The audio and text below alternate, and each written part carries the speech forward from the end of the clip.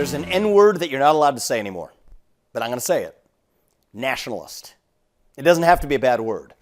We got to distinguish between two different kinds of nationalism. The first is ethnonationalism. That's the kind people usually think of. And it's natural because most nations' identities have been built around an ethnicity or a religion or a monarch. And in that case, the track record of history hasn't been great for what that type of nationalism produces, either for a country or for its neighbors. Distinct from that, though, is civic nationalism. And that's the kind of nationalism that I think is relevant in the United States of America because our country is defined not based on an ethnicity, not based on a language or a monarch or a cuisine or a religion, for that matter. Our country is defined on the basis of a civic set of ideals that brought together a divided polyglot and, yes, religiously diverse group of people 250 years ago. And so I don't think that that's the kind of nationalism we need to run from. I think we believe in the exceptionalism of those ideals. That's what American exceptionalism is about. It is a belief in the exceptionalism of the ideals that made this country great the first time around. And I think we're reaching an interesting fork in the road for the future of our conservative movement. You could leave behind the neocon, interventionist, surveillance state past of the conservative movement. But let's talk about where we're headed. The pro-nationalist, positive nationalist vision for the future. I think there are some interesting divides that haven't yet been smoked out between, say, a libertarian nationalist movement that I particularly find appealing for the future of our country, believing in the libertarian ideals of freedom from a government that we elect, not an unelected class of bureaucrats.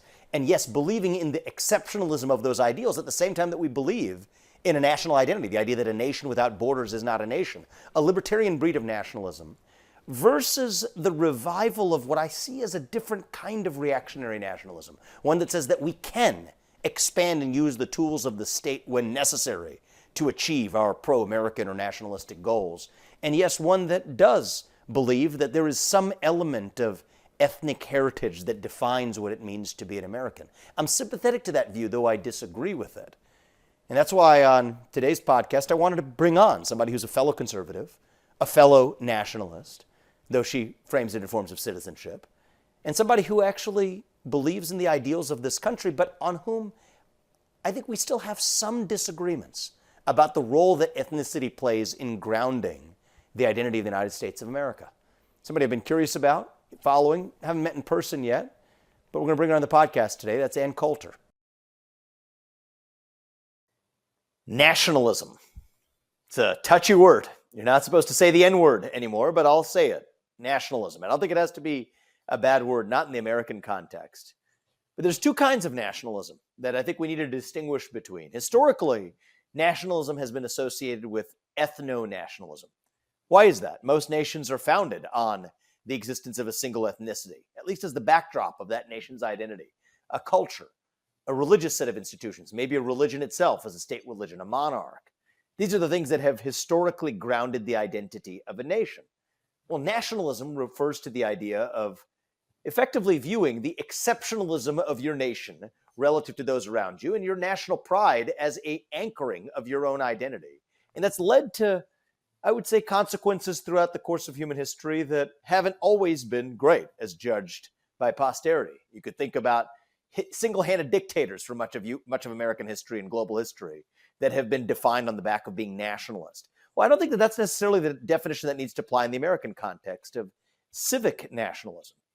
The beautiful thing about America is that we're not a country defined on the basis of necessarily a single cuisine or a single ethnicity or a single religion, but we're a nation defined on a single set of ideals that brought together a divided polyglot and, yes, even religiously diverse group of people 250 years ago. And so I think that's what's at stake in the context of being an American nationalist, is whether or not you're committed to those civic ideals. That's a different question from being an ethno-nationalist. Now, I do think that there are many now in our conservative movement, as we look to the future of a conservative movement that puts aside the historical neocon baggage of interventionist foreign policy and a domestic surveillance state, put that to the past. I think we're headed to a future where we still have to define what the different branches of a pro-nationalist conservative vision are here in the United States. I see the emergence of a strain that's skeptical of civic nationalism, believes that civic nationalism is really just a siren song, something that we can't really hang our hat on. It's too thin to anchor our identity to. a vision that says, you know what, somebody who has been here as long as fourth or fifth or sixth generation as an American, descended from people who have been here a long time ago, have a different claim on this country than somebody who may have come here as an immigrant. Yes, went through the oath of pledging allegiance to this country, but nonetheless haven't yet vested in citizenship in the same way as somebody who inherits a country that's more than just an economic zone. And I think it's an interesting discussion to have. I think the future of the conservative movement depends on where we land here. On one end of our nationalist movement, a libertarian nationalist movement that says that, you know what, you can subscribe to the ideals of this country, that you should achieve anything you want, and you're equally American as long as you pledge allegiance to those ideals. But I think a subtext and a strain on the other side that's skeptical of that says, you know what, we should be open to using government as an instrument to advancing pro-nationalist ends. And there is a difference in how American you really are, depending on how long you've been here. And I think we ought to smoke that discussion out and have that open dialogue in a way that's been uncomfortable because of the Overton window that we accept around these topics. And I think we would be best served taking a truck and driving it through that Overton window so we can actually have an honest discussion about the future of where the conservative movement is headed from here, not just on the issue of national identity or nationalism or immigration, but more broadly.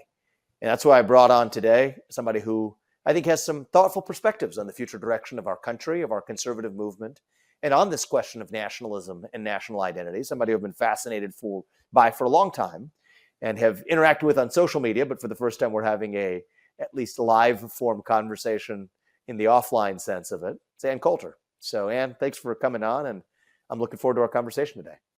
Me too. Thanks for having me. That was a fantastic opening monologue. I too am a fan of yours. I'm going to make a point of disagreeing with you so that it will be fun.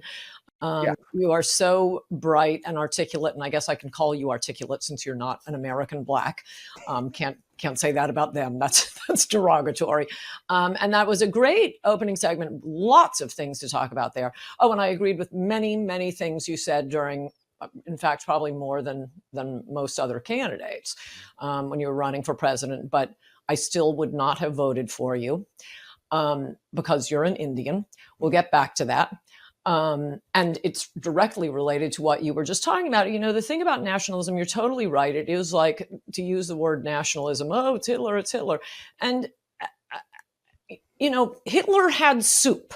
That doesn't mean we shouldn't have soup. Mm-hmm. Hitler loved dogs. That doesn't mean you shouldn't love dogs. So I think we have to move past this. If Hitler did it, it must be bad. But I do notice when I was listening to your monologue, I don't think I do use the word nationalism. I would use a word you used in your monologue, which I liked quite a bit, and that's citizenship. There's citizenism. How about Americanism? Yeah. I'd also point out that the only people who are not allowed to be proud of their ethnic group do tend to be Anglo-Saxons. Oh boy, you can't be proud of being white. Whereas, you know, watch a soccer game.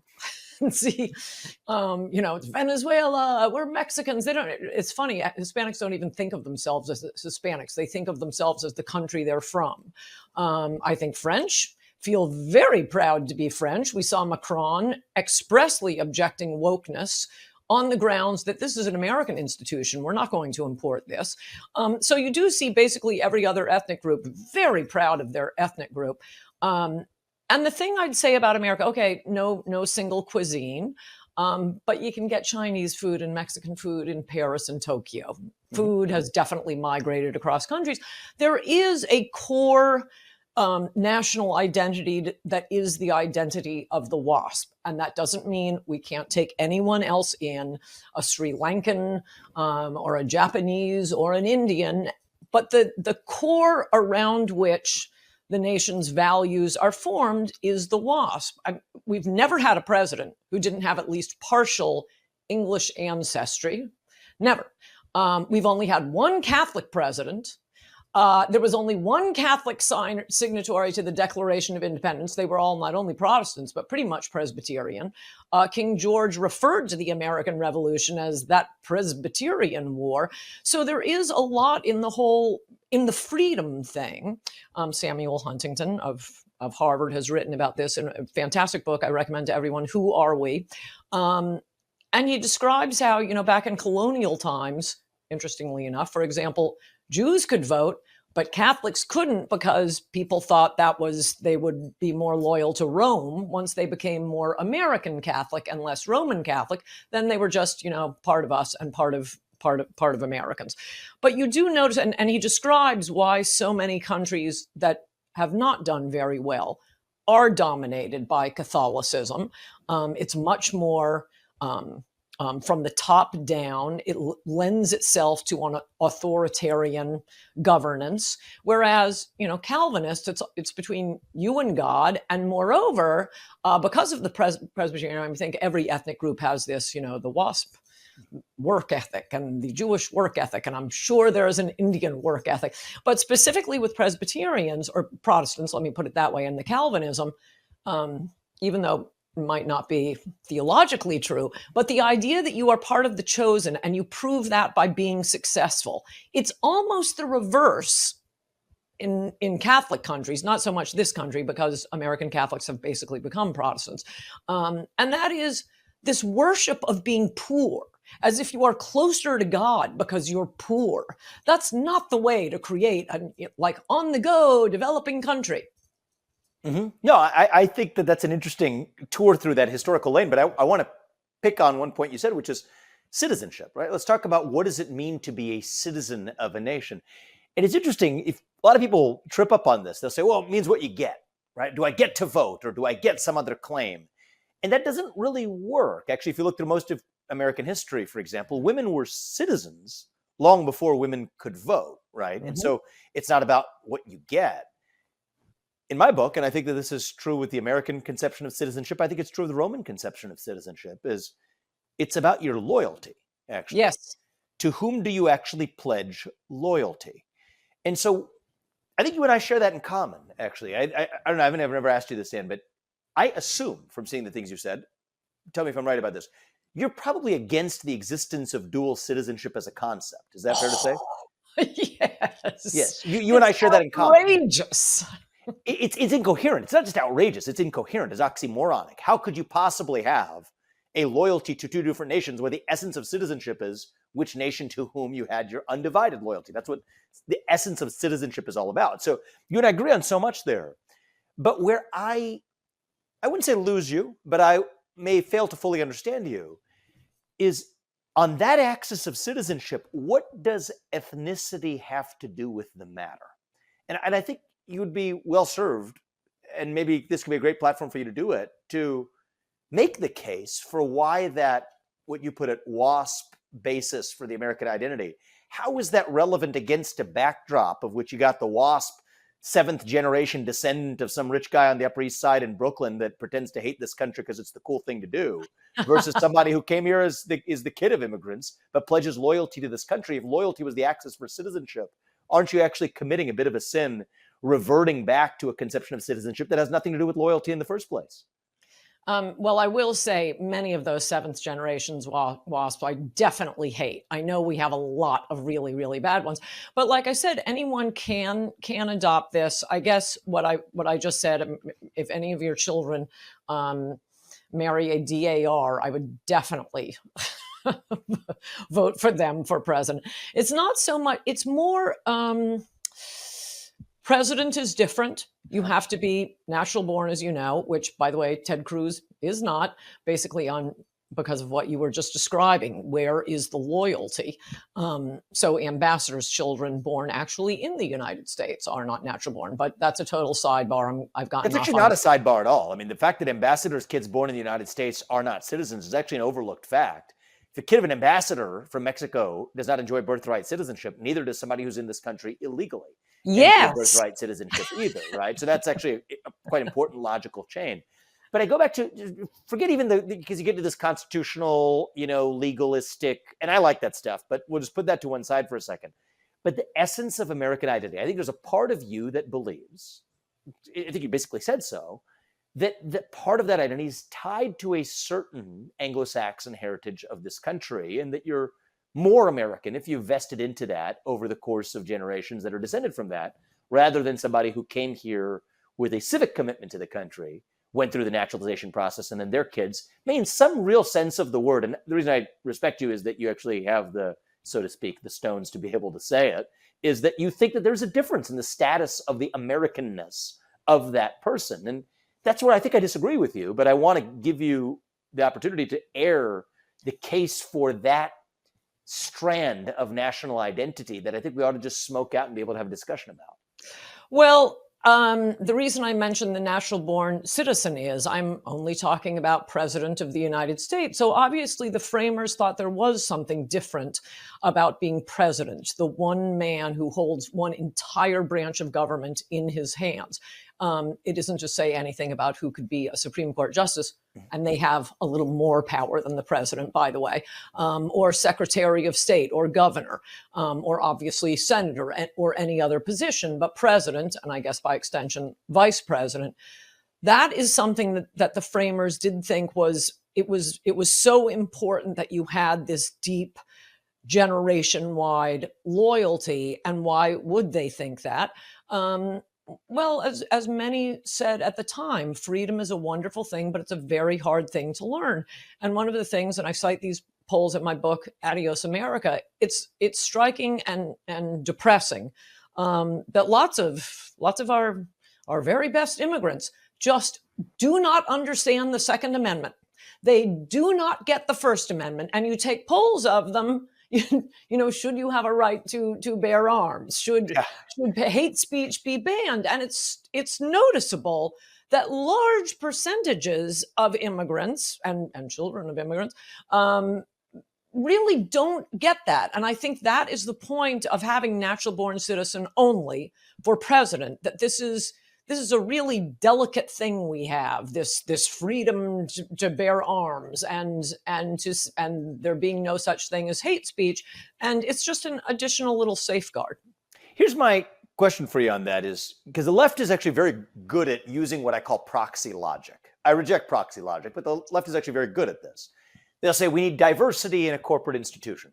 So we're going to select for diversity of thought, not by screening candidates for the diversity of their thoughts, but by screening them for the diversity of their skin color, which is a really curious thing. If you care about diversity of thought in a boardroom, why do you care about diversity of shades of melanin or the diversity of your X or Y chromosomes?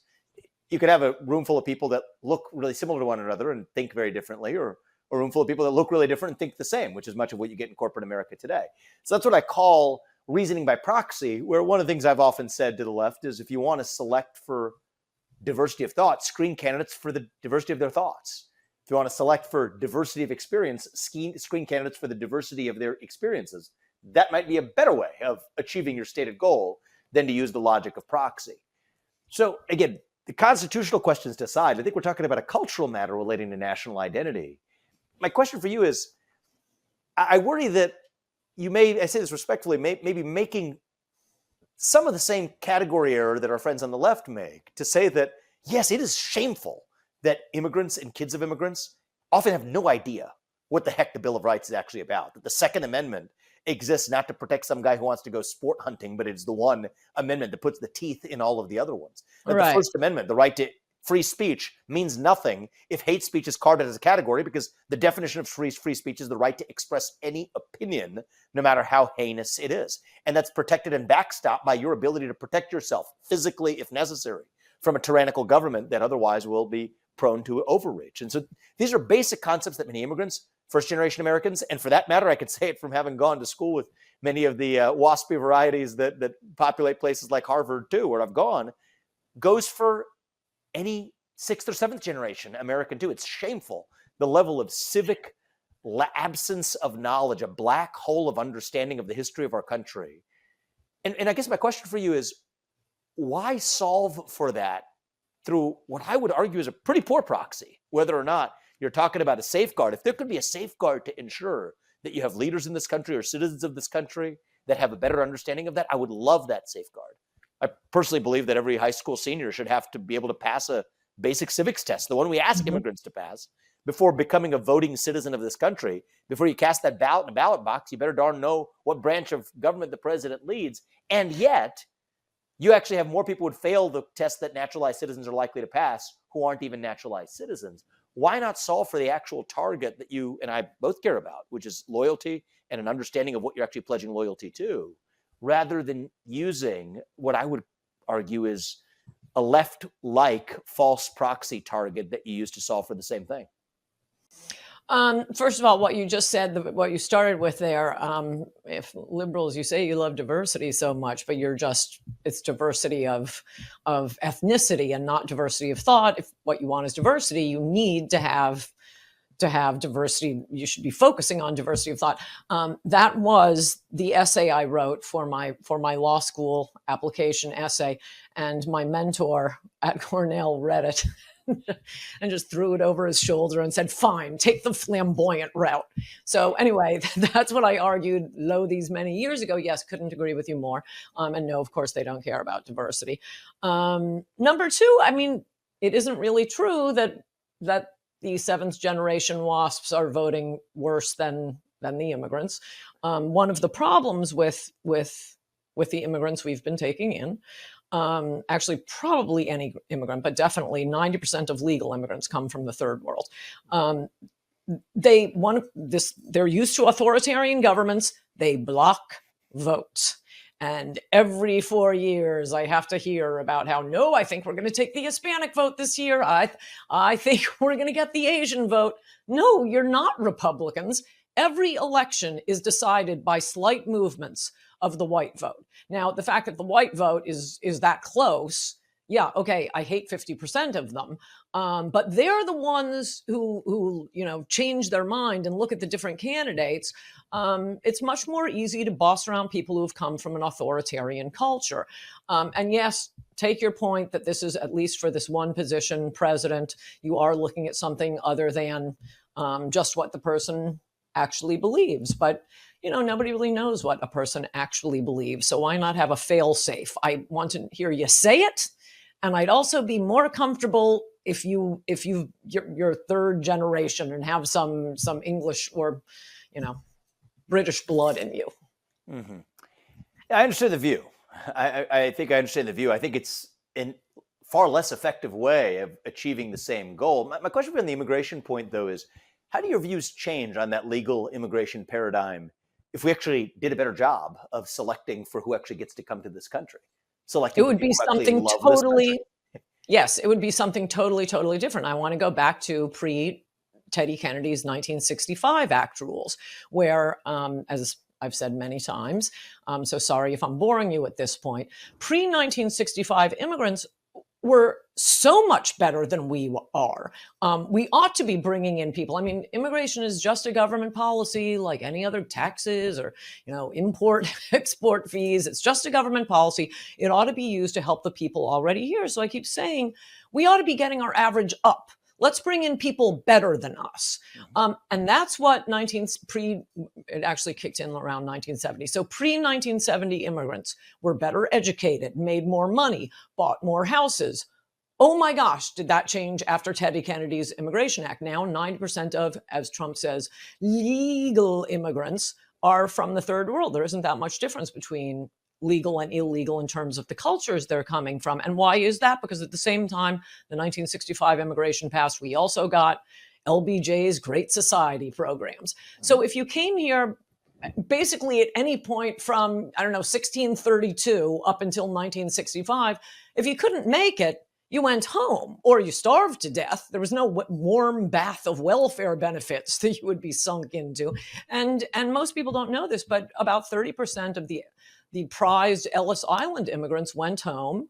60% of Southern Italian immigrants went home. So that's how, without having any laws or having to pick this one or that one, we just naturally got the best the world had to offer. We were skimming the cream.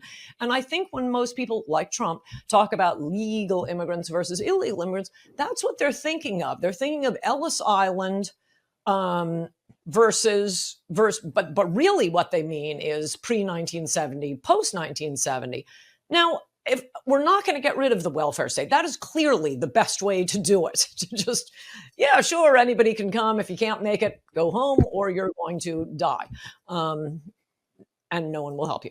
But we can't get rid of the welfare state. We could, repeal the laws of gravity first. So now we really do have to be really, really, really picky and choosy and look these immigrants over. Though I will say, I offered when I was speaking quite regularly to Donald Trump during the 2016 campaign. I told him he could get rid of the entire immigration apparatus and just send me pictures of every immigration applicant, and I could decide them all with a picture before breakfast. How would you And do that? mine would be better. Oh, I'm a looksist, Vivek. You know, what's that? I'm a looksist. So I want young, healthy, good looking. Mm-hmm. Yeah, there might be a few who would slip through, but oh my gosh, it would be better than what we have now. Yeah, and your point is you want to build a championship team. I'm not sure you could have better proxies. I believe we could talk about other proxies, but your point is we want to select for an immigration policy that best advances the interests of the citizens who are already here. Yes. Now, suppose we had such a policy, roll that forward. And by the way, I don't have the same fatalism that you do with respect to that great society, the greatest misnomer in American political history of a set of policies. I think it is incumbent on us. Whatever we do with our immigration policies, irrespective of that, we're doomed unless we ultimately do the hard thing and take aim at Lyndon Johnson's destructive great society that we're paying for 60 years later. I'm not fatalistic about that. I think that the future existence of our country depends not just on tinkering around the edges of immigration policy, but doing the right thing at the heart of what's going on right here at home. But suppose maybe I will vote for you. I mean, it's just incumbent. It's a future requirement for the continued existence of our country. But my view is on the other side of that. And the reason I'm actually very empathetic to your point of view on probably this narrow sliver. I mean, rather than picking the 99% of things we already agree with, which would be rather boring, I thought it'd be interesting to focus on this sliver.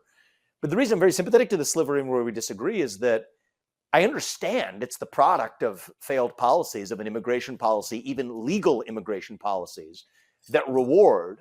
I mean, what do we say we reward? We reward chance. We reward people who are willing to break the law. We reward people who are willing to lie, right? If you lie on an immigration application or an asylum application, that's the quality that's rewarded. So if those are the qualities rewarded in an immigration policy, stochastic randomness, willingness to lie, and then through illegal immigration, willingness to break the law, you get what you actually incentivize. So that's not surprising that that's what we have today. But I worry that the reaction, maybe the understandable reaction, but the reaction nonetheless of folks like yourself, bluntly, is to embrace an artificial vision of American identity that serves as an antidote to the thing that we actually are trying to solve in this country, but actually then may miss the real target, which is to no, this is who we are. And it's manifest itself through failed immigration policies and failed domestic policies in this country that we would rather confront by actually reviving the Constitution that our founding fathers set into motion and the beliefs of our founding fathers. When Thomas Jefferson said, what is it? The tree of liberty is fed every generation by the blood of tyrants. That we suggest that our founding fathers weren't, you either believe they were crazy or you believe they were right. And I believe they were right, not crazy. That's what we should focus on rather than this, I think, understandable but somewhat regrettable reinvention of an American identity that I just don't think Thomas Jefferson particularly shared at the time he wrote the Declaration of Independence. Oh, I would disagree with you there. But yes, I think we should be doing both at once. And I wish you all the luck in the world overturning the Great Society programs and also repealing the laws of gravity. I will totally root for you all along the way. But until we do that, we, as you said, do have to pick and choose who the immigrants are. And it isn't to say, look, at this point, we're never going to go back to what the ethnicity of America was pre-1965 Immigration Act. And nor am I necessarily saying that that would be preferable. We'd have a lot more Republican presidents. But at this point, I mean, even the good, the smart, successful, making more money, contributing more than your Native American is, even those immigrants, you, Vivek, you don't want to take in too many at once. And this doesn't apply to you, but you do create, I mean, you see it in Detroit and I think Dearborn now, where one of my friends was a U.S. attorney or assistant U.S. attorney up there, and he drove me through. There are Arab street signs, Vivek, when you take in that many immigrants from one area of the world at once, and we're taking them in from all kinds of different areas. We've already taken in 1/3 of all Mexicans. 1/3. Let that sink over you. So they create their own little Mexicos, their own little, whatever, Enclaves. Yep, Lebanon. absolutely. And so I think It's we disgusting, definitely, actually. I think it's we need a disgusting moratorium is what when I'm we have, driving at. I'm not saying never, ever let in people from these countries again, but I think we need to dust off the books, get it. I mean, obviously the wall, number one. And then just take a pause in immigration for a while. Give us some time to assimilate the ones who have already come in here, to turn them into these great Americans that you are, that Miguel Estrada is, that many of my immigrant friends are, and I believe at least the ones I know are better Americans than many people I know. And yeah, I mean, I see your point that in theory, they could be president, but I can't meet every one of them and vet them. I just don't have time, Vivek. The electoral process, believe me, you could say a lot about that Iowa process, but that's a discussion for another day. So let's talk about this question of dual citizenship, if you will. Right? Yeah, it's an interesting question. I mean, if somebody's working in Washington, D.C., or somebody's working as a federal bureaucrat, should they have to disclose whether they are loyal to a different country? Is that something that you think should be done in the United States today? No, it's appalling. I have a section on this in my book, Adios America. And I mean, we have American citizens who are holding political positions in other countries. That's crazy. Or serving even in the military of other countries. Yes. As well. Yes. No, that's crazy. That's crazy. Yeah. No. And at the beginning of Adios America, I mean, it's a beautiful quote. I won't remember it exactly, but Justice Brandeis, I think the first Jewish Supreme Court justice, or was it Frankfurt? Anyway, he used to preside over an Americanization ceremony for new immigrants. Point one, can you imagine having something called an Americanization ceremony today? No, that would be a hate crime. But anyway, he gave this beautiful speech. I don't know if he did it every year, but this beautiful speech about how becoming an American involves more than adopting the language, the clothes, the customs. You must align your interest 100% with the interests and the values of Americans. And I'm not doing it justice, but it's a beautiful quote. And like I say today, if you said that without saying I'm quoting Justice Louis Brandeis, you would be accused of hate speech. Mm-hmm. Well, let me ask you this. What does it mean to be an American? You talked about what in adopting mm-hmm. the way of Americans. Mm-hmm. You've thought a lot about this. Mm-hmm. To you, Ann Coulter, what does it mean to be an American? It means, well, in long form, read de Tocqueville. There is definitely a very clear American culture. When America started, we were probably the most honest people in the world. And, to this day, they may have stopped doing it because it got embarrassing. But they do rankings of the most corrupt countries and the least corrupt countries. And actually, you did have a lot of corruption in European countries. This isn't, Western Europe against the rest of the world. Obviously, Italy, Greece, Asian countries beyond corrupt, African countries beyond corrupt. But Americans, I mean, among the things that de Tocqueville said, this huge respect for women. I hate listening to feminists talk about these brutal sexist American men. Whoa, wait until the third world has moved in. You're going to see that this is the best you ever had it, American women. So rape was punished like murder in colonial times. This was absolutely something de Tocqueville noticed. The equality, the social equality, to use my friend Mickey Kaus's term, and that was, it's a violation of the Constitution for the government to confer titles on you. So you want to become a lord in Great Britain? Give up your American citizenship first. It's against the law. And I like that. So no matter what rank you were, and rich person may have a really big house, poor person may have a smaller house, but there was a sense of what you were saying before. We were all citizens. We were equal in that sense, and respect for one another. No, like looking down on no Indian caste. Very opposite of that.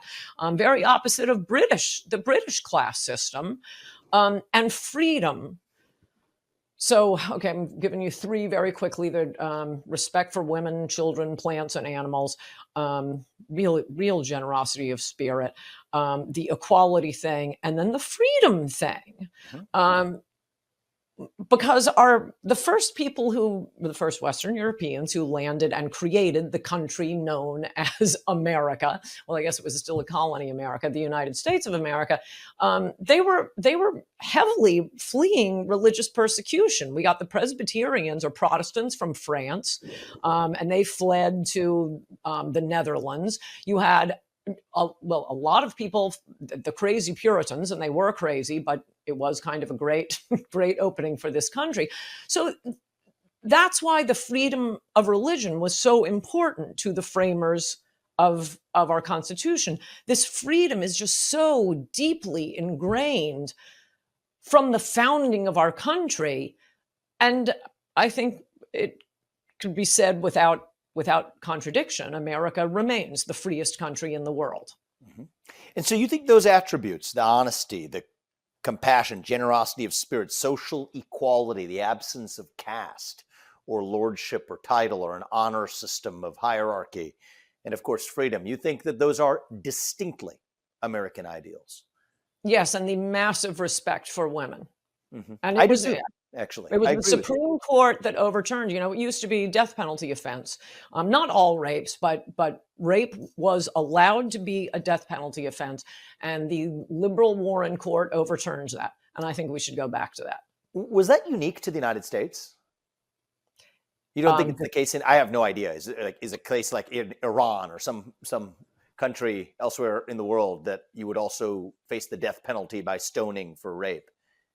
It's interesting. I don't know the well, answer to that, often but you the bring it rape, up. actually, in those countries, it's the rape victim who gets Right. stoned. But even in Western Europe, I mean, this is certainly what and I'll believe Alexis de Tocqueville on this, that it was that the American respect for women and opposition and seeing women as pure, and feminists may sneer at this and say it's putting women on a pedestal, but women would live up to it, and would live up to another thing. De Tocqueville said that the reason American women were so much better than European women was that, they had to come to this continent and, warning, hate fact coming, and fend off the Indians and go conquer the West, rather than, these European women sitting on their couches eating bonbons and suffering the vapors. Women were stronger in the United States of America. They were extremely respected, and probably that thing Trump said when he came down the escalator about how we're bringing in rapists.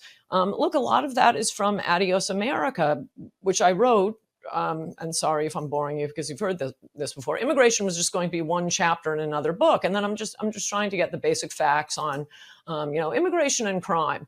And I'm kind of a fanatical researcher, and the information is not there, Vivek. So I thought, oh my gosh, I've uncovered this huge conspiracy to hide immigrant crime from us. So I did there are other things you can look at, like prison populations.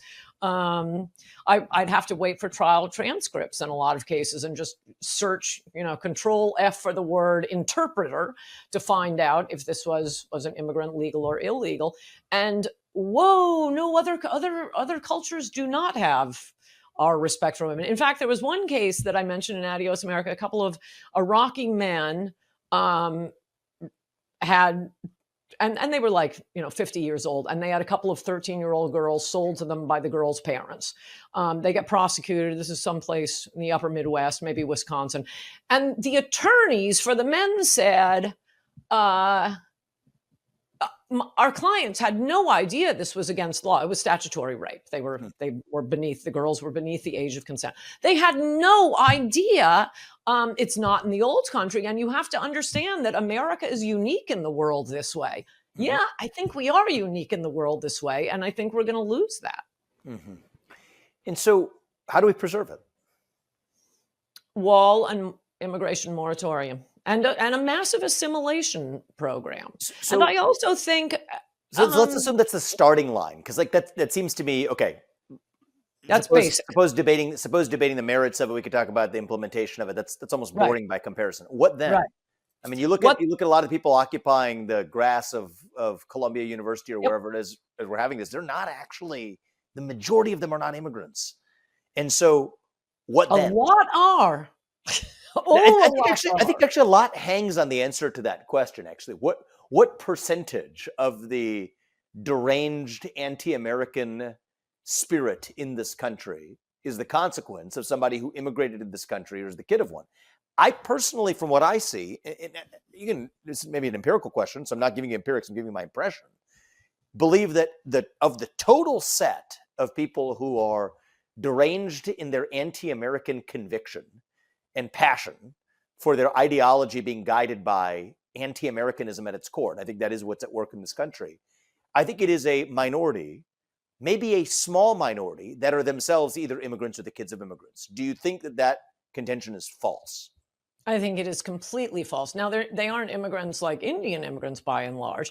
And you can't look at the group of, just count up the numbers for who the protesters are, though, at least from all of the protests I've seen throughout Manhattan. No, it has heavily been. Do you think the And people who knows, marching they in the could be first or BLM second protests? generation, but they are heavily, heavily Muslim, but it's per capita, Vivek. I mean, there are a lot more Americans in America, or white Americans, let me put it that way. So, how many Arab immigrants or Muslim immigrants do we have in the country compared to how many are participating in these protests? And wow, the ones I've seen, yeah, I mean, it's sort of arresting when you see just some douchebag white American kid doing what are you doing here? No, you're right. They totally hate America. If we could deport them, I would totally deport them. I just, one interesting fact there is, and this is an empirical question, and it might be more true for this wave of post-October 7th stuff that's going on in the United States, as distinct from what I saw in this country in the aftermath of George Floyd's death in 2020. And this is really what, I wouldn't say radicalized me, but certainly motivated me to take a different direction in my life in the business career that I was on. I was a CEO of a biotech company. Somehow there's an expectation that I make a statement on behalf of BLM, which I refused to do. Oh, I remember that. Good for you. It was a firestorm of controversy, and that took me on the journey that I've been in. But I remember looking at this very closely at the time. Who is actually showing up at these BLM protests across the country, the mostly peaceful protests that were somehow riots that were burning down cities? And I think that, I mean, push back on me if you see it differently, but I have some conviction in this. That was not in any sense of the word any majority or even significant plurality or even significant minority led by immigrants. I mean, these are self-hating people who have been in this country for generations, whether they're of black or white skin.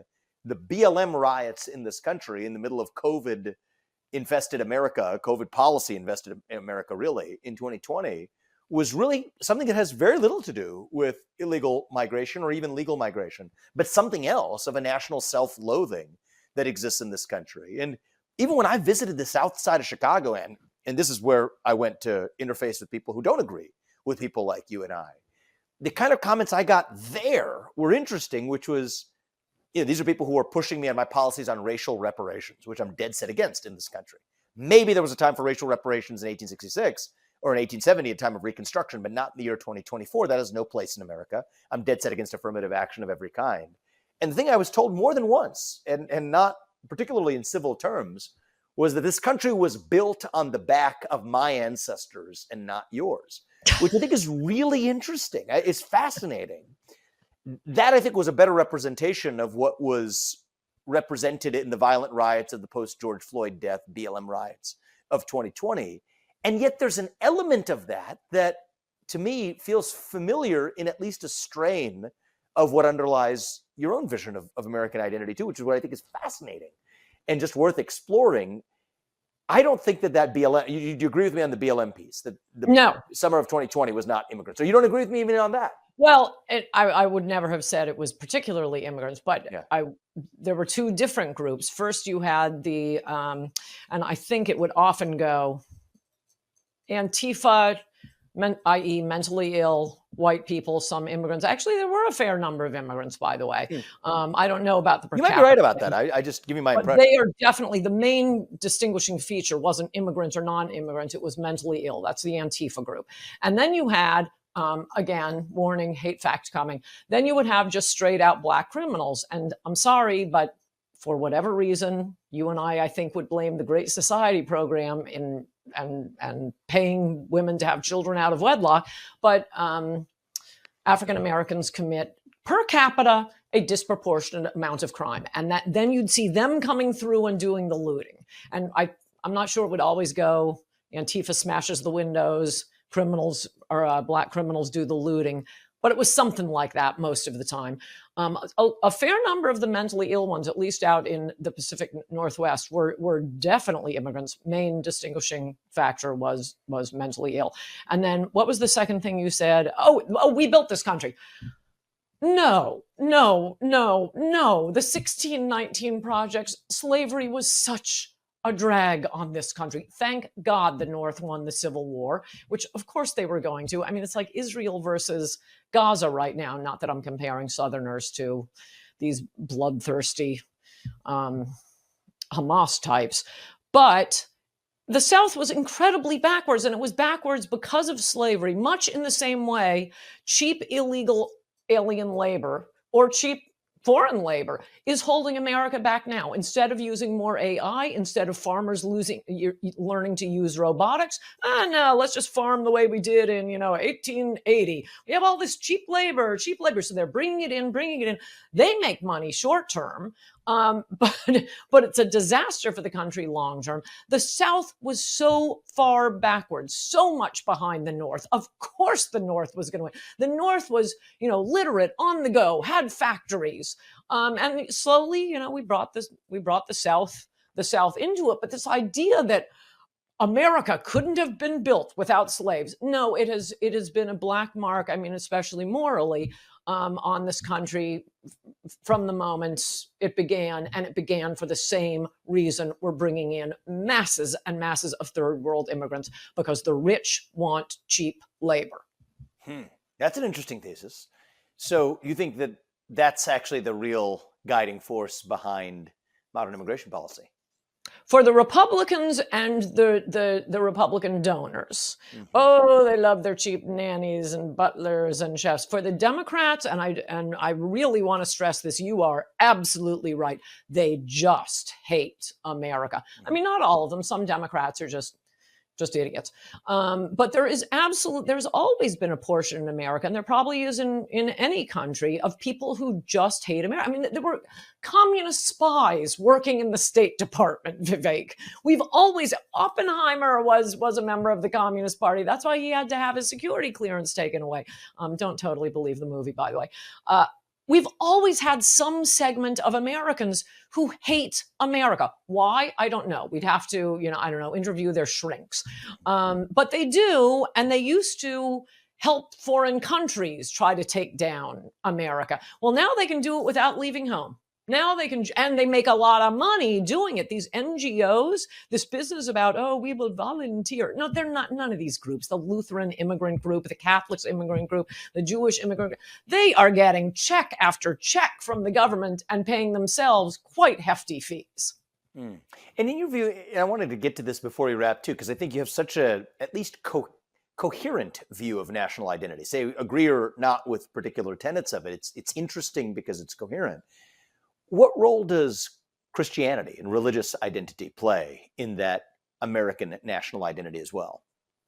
Well, again, it's not, and particularly because the original Americans were fleeing religious persecution. You can be any religion you want to, and observing that freedom and holding to it is part of what should be imbued in you as an American. Absolutely respect, you can worship an earthworm, whatever. But it's what I was saying about the WASP being the template. That's the word for it. The template that everything else grows around. So I'm sorry, I'm repeating myself, but there just is a lot about Presbyterianism or Protestantism that supports, that dovetails with a free country, that believes in freedom of speech, that believes in freedom of religion, that I won't say worships success, but admires success instead of revering poverty. Mm-hmm. the refusal to bow down to authority. I mean, could you vote for a non-Christian for U.S. president? I think so. Yeah, so that's for you less on the hierarchy of backstop security policies versus taking a look at lineage, at least from a birthright citizenship perspective. Yes, only because the longer, like I say, it's hard to learn these what Americans kind of take for granted. And yes, you probably have it. I know my friend Miguel Estrada had it. I know a lot of first generation immigrants are already somehow deeply imbued with the American creed, with the American ideal, but it's a backstop. The longer you've been here, the more it enters you by osmosis. And I think that's why the framers wanted the president to be natural born. Yeah, so interesting. I mean, I find you fascinating. I think we view each other through a very interesting prism. I may take some liberty here, but I think you see in me or the other friend you've referred to, oh, what a good exception to the rule, and what about somebody to actually help do a good job for this country, and let me help you, even though, while I couldn't have voted for you for president, let me root for your success in a good-hearted kind of way. And the equivalent of that emotion or reaction or view that I have of you is, gee, how terrible it is that we have become a country where our national identity is completely gone. We have immigration policies that have contributed to it. We have domestic self-hating policies like the Great Society of Lyndon Johnson that have contributed to it, that has led otherwise thoughtful, patriotic, country-loving, history-understanding Americans to have missed the mark ever so slightly on what actual American identity is as part of an understandable reaction to an assault on this country. And I think that the counterpart to your, I'd say, favorable but couched reaction to someone like me being the U.S. president or running for U.S. president is my reaction to, I think, what you represent is a view of many Americans who rightly, if we were having this conversation against the backdrop of sensible immigration policies, whose sole goal was to advance the national interest of the citizens who were already here, the backdrop of a shared language that we could all share in common, English, as the single national language of the United States, which I think is a no-brainer, against the backdrop of actual policies that embody those basic Protestant values, including the value of hard work, embracing and lionizing success, and maybe not worshiping it, but lionizing it rather than vilifying it. Against that backdrop, I suspect deeply that your own views of what constitutes the most American somebody could be, even in the office of U.S. president, might be different than what they are today. I think you could be right, and I'll give you response is guiding our conversation a little bit. I think you could be right, and the example I would give to back up, I'm not necessarily agreeing, but this is the something I'd give you to back up your position. JFK was the first Catholic president, and like I say, there was actually a couple of centuries of no, we don't trust the papists. But that was before his brother Teddy's 1965 Immigration Act, and I think people were perfectly comfortable with that. There's a President Kennedy joke that asks if the Pope and the Constitution disagreed, which would you defer to? And his answer was neither. Let's describe him. Did he actually say that? No, it's just what we think he would have said. Oh, okay, got it. Based on his policies. But no, I don't think there was, and I think I'm right. Has there been a Catholic president since then? I don't think so. I don't believe so, no. And I think it's very interesting. Well, Joe Biden, I mean. Oh, yeah, well, you're right. Okay, that's like JFK, neither. Yeah, there you go. Yeah. But since then, it's been Biden and Kennedy. And, I think that if it was against that backdrop of an America that reflected the America that both you and I want to see in our manifestation of our actual core values, then I think the discussion we'd have about what actually comprises American identity would be even, I think, a more pure version of that than one that is tainted by reactionary impulse. And this is how I worry that we lose to the left in part, is that we lose not with a bang, but with a whimper in many ways, allowing our own vision of our nation to be defined by our reaction to them rather than by, turning the page and starting with a blank slate and actually asking ourselves, as our founders did in 1776, who are we? Irrespective of what these people on Columbia's lawn, immigrant or not, Black Lives Matter protester or not, who are we and what do we stand for today? Mm-hmm. And I think that that's part of what I see missing in our conservative movement. We either have the blithe donor class, Republican puppet master control types, foreign interventionists and domestic surveillance statists, Dick Cheney 2.0 wing of the Republican Party today. Mm-hmm. But we might have even in what I may call our wing, if I may take that Mm-hmm. liberty of the future conservative movement, one that is accidentally defined by the threat we're reacting to, rather than affirmatively defined on our own terms, right? Individual, family, nation, and God, serving Mm-hmm. as the alternative vision to race, gender, sexuality, and climate. And I think it's a hard thing to do, but that's a wish that I have. And I'd love to hear you in closing maybe react to that, to say that so much of our energy, I've done this, I think you've done this, many of us in our movement do this, allow ourselves to be defining ourselves in opposition to the thing we're trying to defeat, as opposed to creating some space to just say, that flag independently behind me stands for something else Mm-hmm. in its own right, on its own terms, regardless of what some anti-American left-wing person who hates this country has to say on a given day. It's irrelevant to the way I define American identity. And my definition of American identity has nothing to do with what that person has to say. It's going to be independent and stand regardless of it. And I just worry, we've had such a candid conversation, and I'll just close in candor. I worry that a little bit of even a deep, thoughtful, philosophically grounded and committed person like your vision of our national identity may itself be in part a projection of a response guided by people who hate this country, who should have nothing to do with defining what a person like you believes it means to be a citizen of this nation. Sometimes an overreaction, or a reaction, I'd say, is necessary. And I don't think I haven't had a Nicorette for an hour now, so I'm not coming up with the best examples. But for many years, federal judges, especially after a lot of Democrat appointments, they were doing what New York judges, California judges, and DAs are doing now.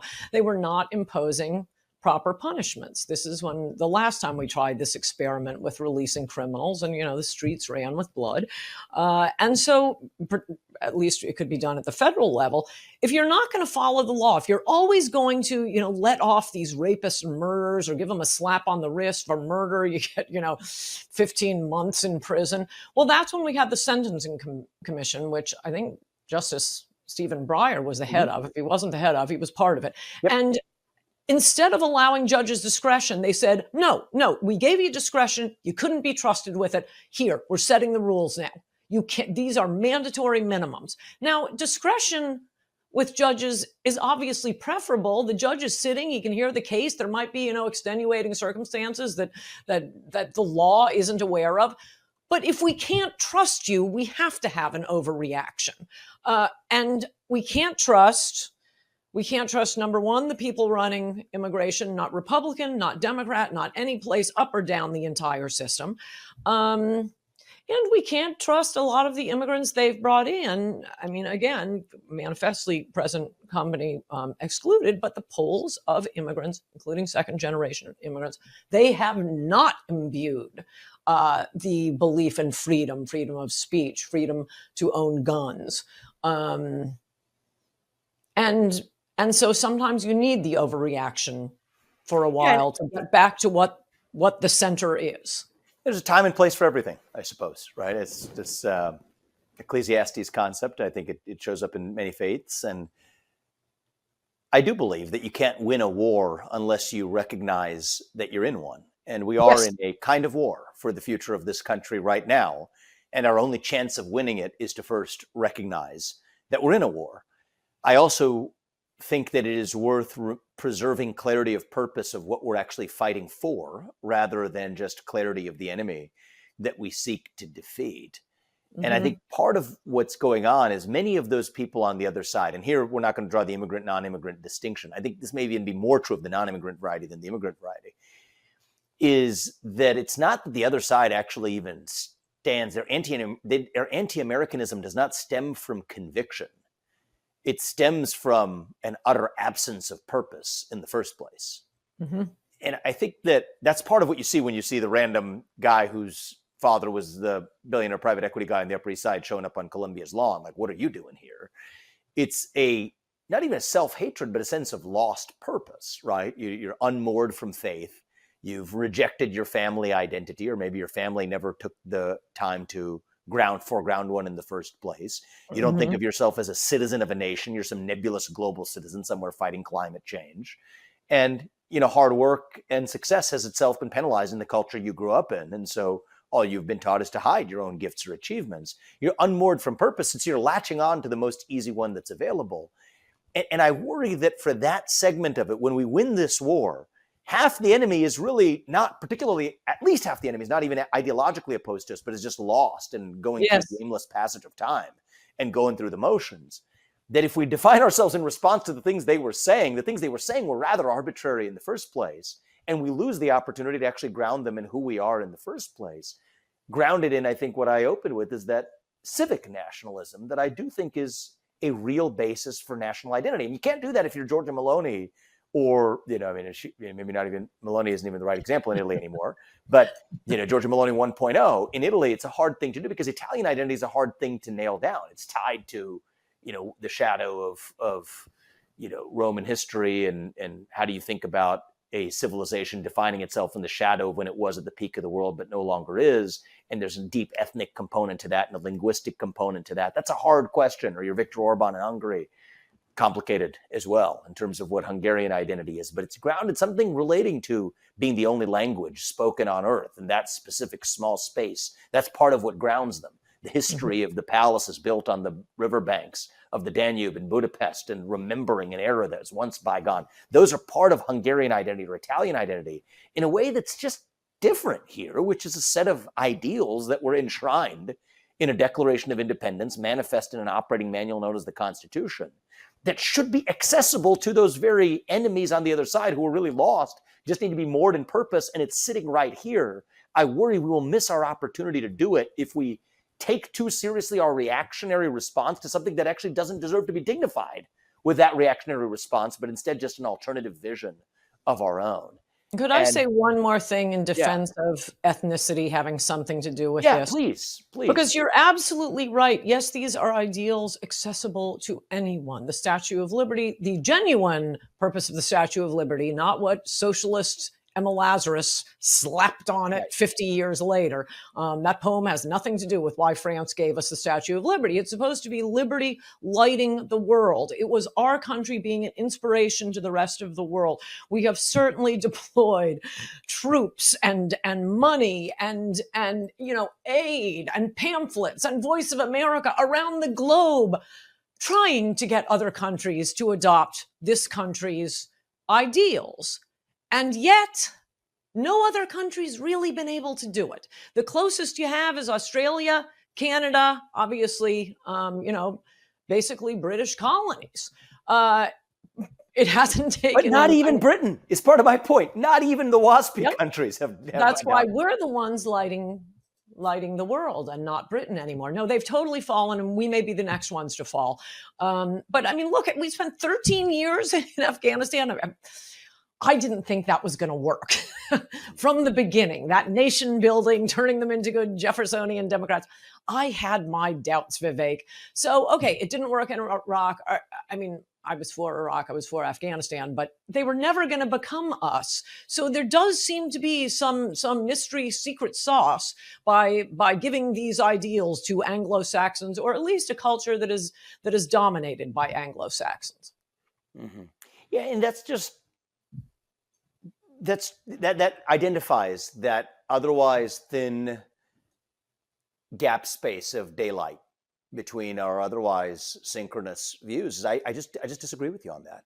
And I think that part of that, I don't mean to be, you're an analyst here, but I think part of that comes from a reactionary response to a left-wing assault in this country that you need not dignify with that reactionary component to your vision of American identity, that I think would be different if we had a different circumstance. And I think I'm focused on creating that different circumstance so that we can actually be clear-headed about who we really are, which I think is grounded in civic ideals that are pretty much devoid of that actual ethnic grounding. And, you know, somebody would have to be blind to not look on the screen and predict what each of us would say on the matter. But, you know, we each have our vantage point there. But at the very least, I want to thank you for a thoughtful conversation and the courage to voice opinions that other thoughtful people like you, it's not the intelligence they lack, it's the courage they lack. And I want to thank you for showing a bit of what we could all use more of in this country is exactly that courage. Thank you. And thank you for running for president, even if I wouldn't have voted for you. You were absolutely the most articulate Republican running in that race. And I had so much fun watching you. Well, thanks. We'll be. Oh, especially your attacks on Nikki Haley. Yeah. If for nothing else, I suppose. Okay. Well, take care. Thank you, Adam. I appreciate it.